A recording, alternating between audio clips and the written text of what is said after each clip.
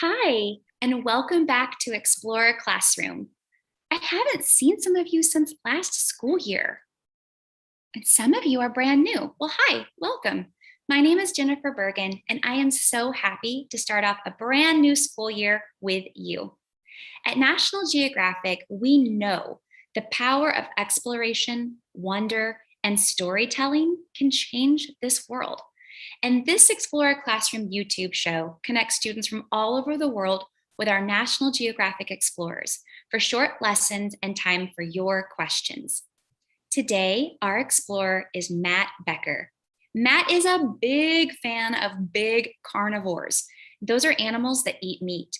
And as the CEO and program director of the Zambian Carnivore Program, he works with universities, national parks, and other partners to protect big carnivores like cheetahs, leopards, lions, spotted hyenas, and wild dogs.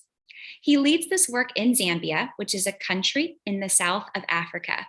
And many of these animals he works with live there. He's also a part of National Geographic's important work on saving big cats.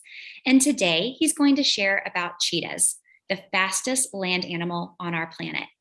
But before we get into today's lesson, let's welcome all of our friends joining us from around the world. Today, we have some registered classes that represent the United States, Canada, and the globe. And we want to give you a morning shout out.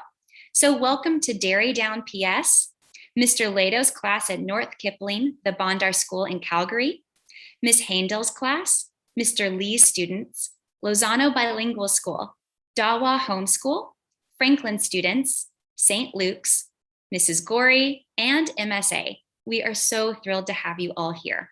And with that, let's hand it over to Matt to share all about cheetahs and get this Explorer Classroom started. Take it away, Matt. Thanks, Jennifer. How's everybody doing? Raise your hand if you're excited to hear about cheetahs. Should I go ahead and share my screen, Jennifer? Okay, I'm going to share a presentation that I put together on cheetahs just for you guys. Can everyone see it? Yep. Okay. So, all about cheetahs. Who thinks about Cheetos when they think about cheetahs? Who thinks about fast animals? Well, there's a lot of different things you might think about when you think about cheetahs. And so I just want to talk about that and talk about what makes them so unique and exciting and interesting. So what is a cheetah? Well, a cheetah, as Jennifer said, is a large carnivore. That means it eats meat. It's also a big cat. And they live in Africa. They live here where I am in Zambia, in the southern part of the continent. But they also used to live in Asia as well. So they used to live all over Africa and all over Asia. And that answers where the cheetah live. And they live, typically you think of them in open landscapes like this, where there's not a lot of trees. But they can actually live in a whole bunch of different habitats, ranging from grasslands to woodlands to savannas, which is like grassland and woodlands. It's a whole variety. And what are the other big cats they live with? Well, Jennifer mentioned a little bit about them. Here in Africa, who knows what the middle one is? Is it a lion? Who thinks it's a lion? Raise their hand. Well, you're correct. And so what about the other one on the right side? Is that a jaguar? Raise your hand. Is it a house cat? No? Okay, yeah. What about a leopard? You got it. So does anyone know how to tell the difference between a leopard and a cheetah? So the cheetah's on the left, the leopard's on the right. Well, I know not everyone can speak to me on this presentation, so I'll just tell you, if you look at the markings on cheetah, they're little spots on the cheetah, and they're what's called rosettes, which are not spots. They're more like little clusters of spots, and that's one of the ways you can tell. But let's look at these three cats, and what do you notice about them? Do they all look the same? Like if you look at them, they don't, right? They're very different looking. And the cheetah is very tall and slender and thin, whereas the lion is very muscular and stocky. You know, they're very they have lots of muscles. They're very strong. And look at the heads of these species.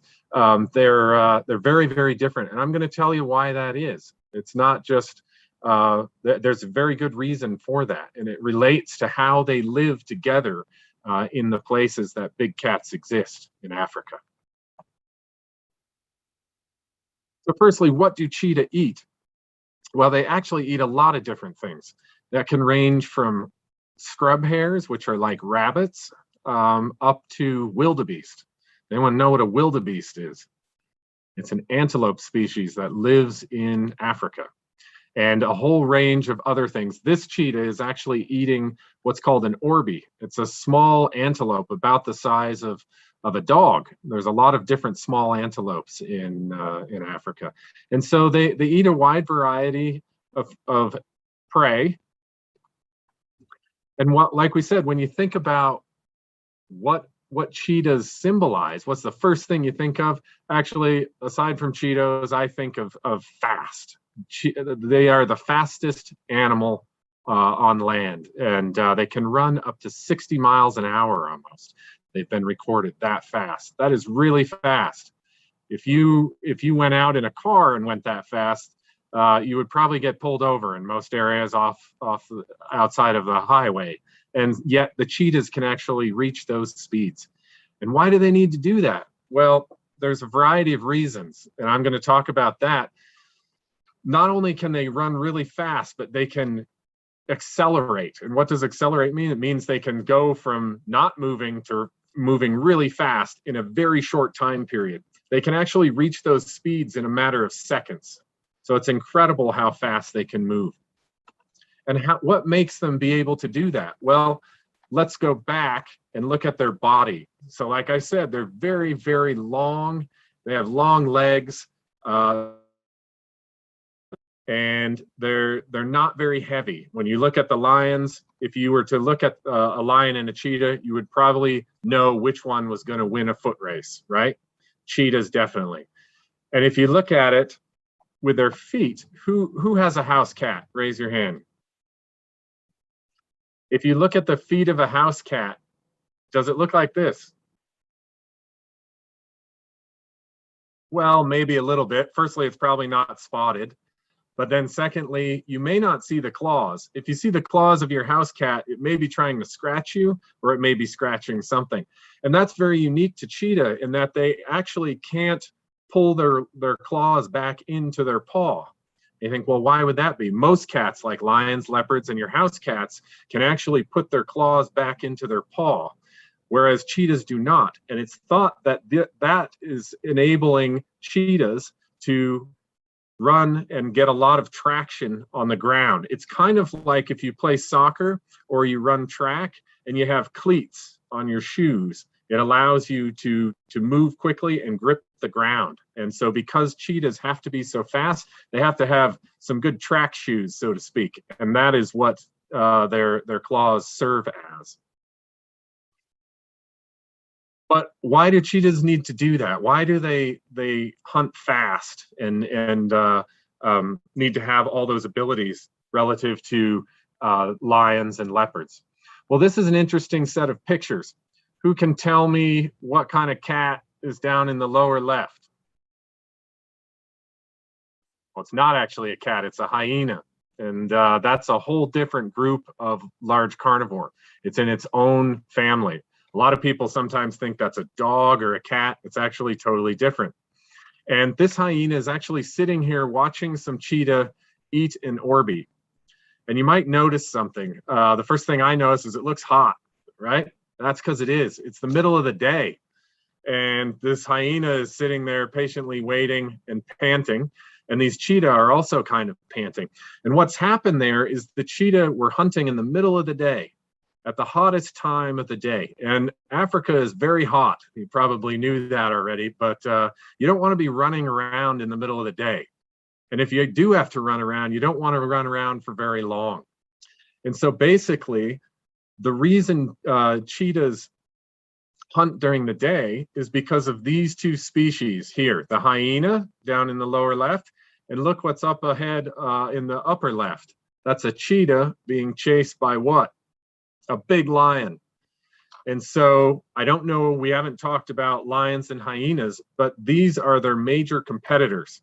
So lions and hyenas, particularly lions, can be very dangerous to cheetah. But lions and hyenas are actually active when? During the middle of the day? Does anyone think they're active during the middle of the day typically? Possibly, but probably more during the night. So those two species normally hunt during the night. So if you wanted to avoid them, what time would you hunt? Probably during the day, right?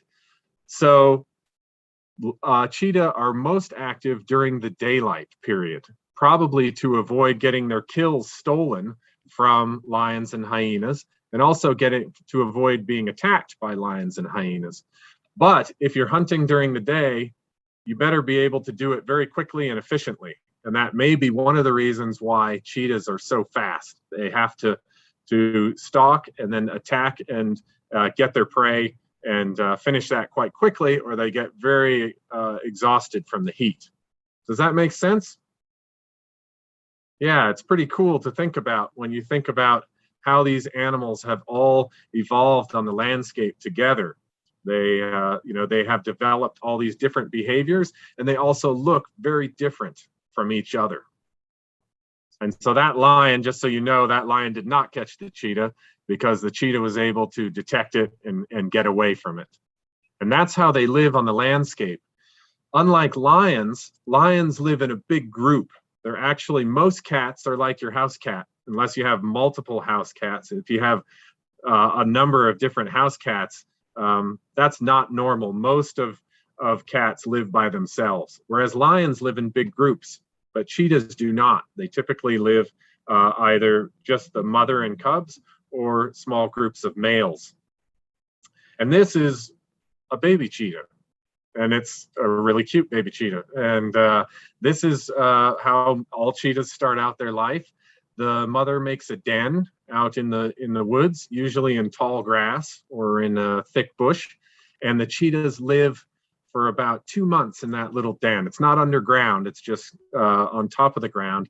And a cheetah mother can have anywhere from 1 to 8 cubs. That's a lot. And so once the cheetahs can move and they can leave their den, that's a very risky time because these other animals, such as hyenas and lions, can attack them.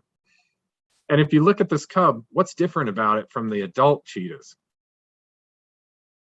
Yeah, there's something different with the fur, right? It looks like it has a mane all the way down its back. Well, it does. It's actually thought that that is intended so that the cheetah cub looks like something else besides a cheetah. And you probably don't know what this species is, but who knows what a badger is? Raise your hand. Yeah, we have badgers. We have the American badger. They're in North America, but we also have a badger in Africa. It's called a honey badger. And that kind of looks like a honey badger. And it's a very fierce little thing. And you don't want to mess with a honey badger, even if you're a lion or a hyena. So if this cheetah cub looks like a honey badger, it might help it avoid predation, like getting attacked by other species. So that helps it. And so if they're successful, if the mother's successful in raising her cubs, they can grow to be young adult cheetah. And this is a mother who has raised 4 cubs. You can't even tell which one's the mother. And I have to actually look at it. I know these guys, and I think she's the one in the middle or the back right, but they're all very large. So she was a very successful mother. And then when they're about 1.5 years old, they start leaving their mother and their siblings and go out and do what cheetahs do, which is mainly be a solitary animal like the one on the right. And so that's just a little bit about cheetahs.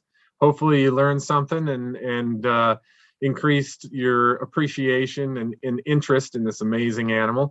But now I wanted to just see if there's any questions from everybody. Whoa. Well, friends, it's starting to come to the close of our show. You've been asking such wonderful questions, and there's going to be a way for you to reach out to us on Twitter, and I'll talk about that later. But, friends, for our last question with Matt, how can all of us watching who are now more aware about what you do join your mission? And how can we help people like you? And how can we teach others to protect big carnivores? Those are great questions, Jennifer. And I think the biggest thing is just learn all you can, because when you learn, you get passionate about animals like cheetahs. And the more you know, the more you love these species and the more you want to protect them. Share your knowledge and keep tuning in to National Geographic. They have a lot of different programs that support projects like ours to conserve cheetahs, and the Big Cats initiative they have, which supports all these, not just cheetahs. They also support lions and leopards and other cats all around the world. And so, yeah, just learn more, share your knowledge, and keep learning and being passionate about these species. Well, Matt, thank you so much for sharing with us today. And we're just honored to have you as our very first show for the season. Oh, great. Well, I hope I provided you enough information to keep you interested about cheetahs, and I'm very honored to be your guest today. And so have a great day. Well, It's evening friend, over here. oh, well, then you're about to have dinner. We're about to have lunch where I live. Friends, if you've got a question for Matt and you did not get to ask us, reach out on Twitter. We're at NatGeo Education, and we will make sure that Matt gets your question and that it can be responded to. So Absolutely. I bet you are so interested in more opportunities to explore after today's show. So please check out our Explorer Classroom homepage and our National Geographic education page. We've got lots of free and amazing resources that are great for all ages. We're at natgeoed.org. And pretty soon, when our episode concludes, this will be recorded. So if you want to share this episode with your friends and family, you can share the YouTube link. I hope you join us for more of our events. And speaking of, this time next week, same day, same time period, we're going to have another outstanding explorer join us. So you can register now to learn all about chimpanzees with explorer Rachel Ashigbofa Ikeme. So to all of you about to celebrate Yom Kippur later this week, we would like to say to you, Shana Tova, and we hope you have a special time this week. As for everyone else, thank you for joining us. Have a great day. Stay curious. Keep exploring.